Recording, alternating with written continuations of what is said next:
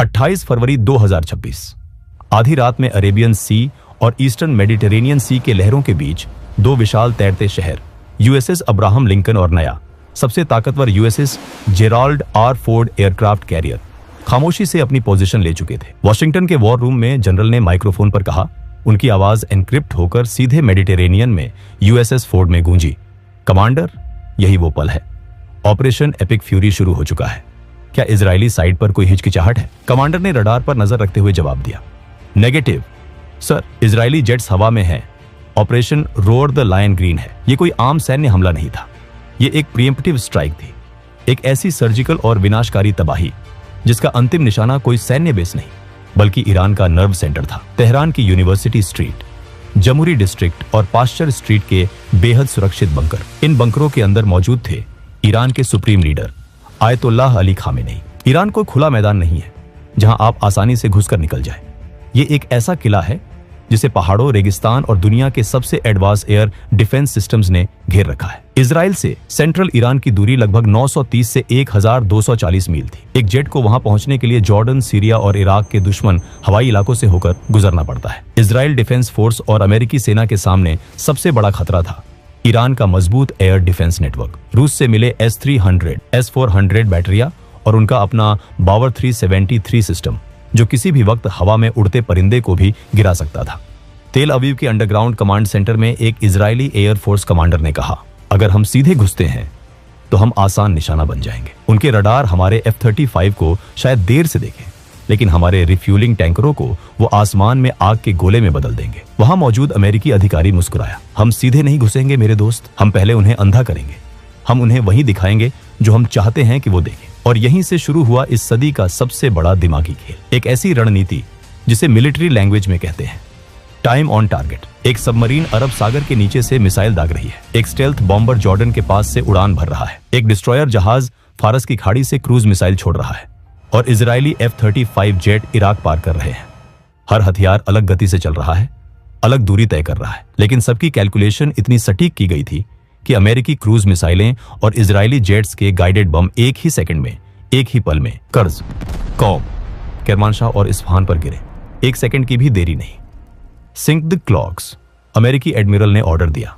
इसके बाद अर्ली बर्ग class destroyer जैसे USS थॉमस हडनर के वर्टिकल लॉन्च सिस्टम खुल गए। आसमान में आग की लपटें उठी और दर्जनों टॉमहॉक लैंड अटैक मिसाइलें सब सोनिक गति से हवा में तैरने लगी। ये मिसाइलें जमीन से इतनी सटकर उड़ रही थीं कि रडार के होराइजन के नीचे ही छुपी रही। जैसे ही मिसाइलें और जेट्स सीमा के करीब पहुंचे, तेहरान के एक अंडरग्राउंड रडार इंस्टॉलेशन में एक ईरानी ऑपरेटर की आंखें फटी की फटी रह गई। उसकी स्क्रीन पर अचानक एक या दो नहीं बल्कि सैकड़ों डॉट्स चमकने लगे। कमांडर सर, ऑपरेटर चिल्लाया। उसके माथे पर पसीना आ गया था। अनआइडेंटिफाइड टारगेट्स, 100 से ज्यादा जेट्स सीधे तेहरान की तरफ आ रहे हैं। कमांडर ने स्क्रीन की तरफ देखा। उसकी सांसें अटक गई। ये हमला है, उन पर लॉक करो, सब कुछ फायर करो, पावर सिस्टम्स को अभी ऑनलाइन करो। लेकिन उन्हें यह नहीं पता था कि वो हवा में तीर चला रहे थे। अमेरिकी फोर्सेज ने स्पेस सैटेलाइट्स और इलेक्ट्रॉनिक वॉरफेयर प्लेन्स के जरिए झूठा डेटा डाल दिया था और जो सैकड़ों जेट्स उन्हें स्क्रीन पर दिख रहे थे वो असली फाइटर प्लेन थे ही नहीं। वो थे छोटे डिकॉय ड्रोन जो रडार पर एक बड़े F-15 या F-16 स्क्वाड्रन की तरह दिखाई देते हैं। जैसे ही ईरानी एयर डिफेंस ने अपने सिस्टम ऑन किए और उन डिकॉय पर मिसाइलें दागी, उन्होंने अपनी लोकेशन खुद जाहिर कर दी। शिकारी अब शिकार बन चुका था। आसमान से 5th जनरेशन के स्टेल्थ फाइटर्स, अमेरिकी और इजरायली F-35 और F-22 रैप्टर जो अब तक बिल्कुल अदृश्य थे, उन्होंने अपने एंटी रेडिएशन मिसाइलें दाग दी। अगले ही पल पूरा ईरानी एयर डिफेंस नेटवर्क बुरी तरह ध्वस्त हो चुका था। यह हमला 3 अलग अलग लहरों में तैयार किया गया था, ऐसी सटीकता जिसे दुनिया देखती रह जाए। सबसे पहले इलाम, खुजस्तान और तेहरान के आसपास के सतह से हवा में मार करने वाले मिसाइल ठिकानों और रडार इंस्टॉलेशन को राख में मिला दिया गया। टॉमहॉक मिसाइलों ने S-300 और S-400 बैटरियों को उड़ा दिया ताकि आने वाले पायलटों के लिए सुरक्षित रास्ता बन सके। अब एंट्री हुई बॉम्ब ट्रक्स की। यूएई और जॉर्डन के बेस से F-15E स्ट्राइक ईगल हवा को चीरते हुए अंदर घुसे। जैसे ही F-15 के AESA रडार ने पहाड़ियों के बीच छिपे मोबाइल मिसाइल काफिलों को पकड़ा, सटीक बम बारिश की तरह गिरने लगे। किरमानशाह के लॉन्च साइट्स सक्रिय होने से पहले ही धुएं में बदल चुके थे। फॉक्स 3 टारगेट डिस्ट्रॉयड, एक अमेरिकी पायलट ने अपने रेडियो पर कहा। उनके जेट हवा में ही टैंकर प्लेन्स के पास लौटते। हजारों पाउंड जेट फ्यूल लेते और फिर से हमला करने निकल पड़ते। अब वक्त था सबसे खतरनाक हथियार का। अमेरिकी एयरफोर्स के silver bullets B-2 spirit stealth bombers. इनका निशाना थे डीप अंडरग्राउंड न्यूक्लियर फैसिलिटीज और high value military industries.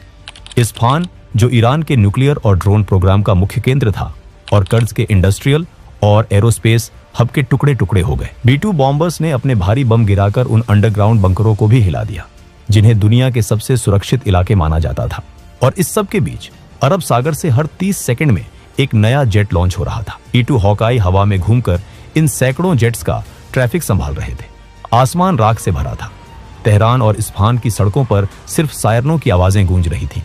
USS Ford पर खड़े कमांडर को एक संदेश मिला। पास्चर स्ट्रीट कंपाउंड पूरी तरह तबाह, target is neutralised. Command centre में खुशी की लहर दौड़ गई। उन्होंने वो कर दिखाया था जिसे नामुमकिन माना जाता था। लेकिन इसका सबसे बड़ा और ऑफिशियल कॉन्फर्मेशन एक मार्च की सुबह मिली। ईरानी सरकारी टीवी का नॉर्मल ब्रॉडकास्ट अचानक रुक गया। स्क्रीन पर कुरान की आयतें चलने लगी और एक न्यूज एंकर, जिसके चेहरे पर गहरा दुख था, उसने वो खबर सुनाई जिसने पूरी दुनिया को हिला दिया। ईरान के सुप्रीम लीडर शहीद हो चुके हैं। खबर पक्की थी। 86 वर्षीय आयतुल्लाह अली खामेनेई, जिन्होंने लगभग 37 साल तक ईरान पर सख्त पकड़ के साथ शासन किया था, वो अपने ऑफिस कंपाउंड में मारे गए थे। खामेनेई की मौत की पुष्टि होते ही ईरान ने बदले की आग में अपने सबसे भयानक हथियार निकाल लिए। ईरान के पास हथियारों की कोई कमी नहीं थी। उनका एयर डिफेंस जरूर टूट चुका था, लेकिन उनके हजारों ड्रोन और लंबी दूरी की बैलिस्टिक मिसाइलें अब भी मौजूद थी। ऑपरेशन ट्रूथफुल प्रॉमिस 4 शुरू कर दिया गया। पूरा मिडिल ईस्ट एक खुला युद्ध क्षेत्र बन चुका था। ईरान की बैलिस्टिक मिसाइलों ने सिर्फ इजराइल को नहीं, बल्कि अमेरिका के रीजनल एलाइज को भी निशाना बनाया। UAE के अल धफ्रा एयरबेस पर मिसाइलें गिरी। बहरीन में मौजूद अमेरिकी नौसेना के हेडक्वार्टर को सीधे निशाना बनाया गया। कतर और कुवैत के आसमान में आग के गोले फट रहे थे और वहां के एयरस्पेसेस पूरी तरह बंद कर दिए गए। इजराइल की तरफ देखें तो हालात और भी गंभीर थे। टेल अवीव और यरूशलेम के ऊपर सायरन बज रहे थे। आयरन डोम, डेविड्स स्लिंग और एरो 3 सिस्टम लगातार आसमान में मिसाइलें दाग रहे थे। इजराइल के प्रधानमंत्री बेंजामिन नेतन्याहू लाइव आए और कहा, इजराइल के नागरिकों और दुनिया भर में हमारे दुश्मनों, आज हमने अपना वादा पूरा किया है। ऑपरेशन रोअर द लायन सिर्फ एक मिलिट्री हमला नहीं था, ये एक ऐलान था। आयतुल्लाह खामेनेई, जो पिछले कई दशकों से इजराइल को नक्शे से मिटाने की कस्में खाता था, आज उसका आतंक का साम्राज्य मिट्टी में मिल चुका है। इसके तुरंत बाद अमेरिकी राष्ट्रपति डोनाल्ड ट्रंप ने भी दुनिया को एड्रेस करते हुए कहा, मेरे प्यारे अमेरिकियों, कल रात यूनाइटेड स्टेट्स मिलिट्री ने दुनिया के number 1 state sponsor of terror को हमेशा के लिए खत्म कर दिया है। आयतुल्लाह अली खामेनेई अब जिंदा नहीं है। उसने हमारे ठिकानों पर हमले का प्लान बनाई। उसने मिडिल ईस्ट में हमारे एलाइज को धमकाया, लेकिन वो अमेरिका की बेमिसाल ताकत और हमारी सटीक खुफिया जानकारी से बच नहीं पाया। हमने उसके बंकर को एक ही झटके में राख के ढेर में बदल दिया। दोस्तों, 28 फरवरी 2026 की इस रात ने मिडिल ईस्ट की जियोपॉलिटिकल चेस बोर्ड को हमेशा के लिए बदल दिया। टाइम ऑन टारगेट की उस घातक मैथमेटिकल प्रिसीजन से लेकर डिकॉय ड्रोन के छल तक, अमेरिका और इजराइल ने अपनी मिलिट्री सुपीरियरिटी का ऐसा प्रदर्शन किया जिसे आने वाले दशकों तक सैन्य अकादमियों में पढ़ाया जाएगा। दोस्तों, वीडियो पसंद आया हो तो वीडियो को लाइक जरूर करें और ऐसे ही और वीडियोस देखने के लिए हमारे चैनल को भी सब्सक्राइब करें। तब तक के लिए जय हिंद, जय भारत।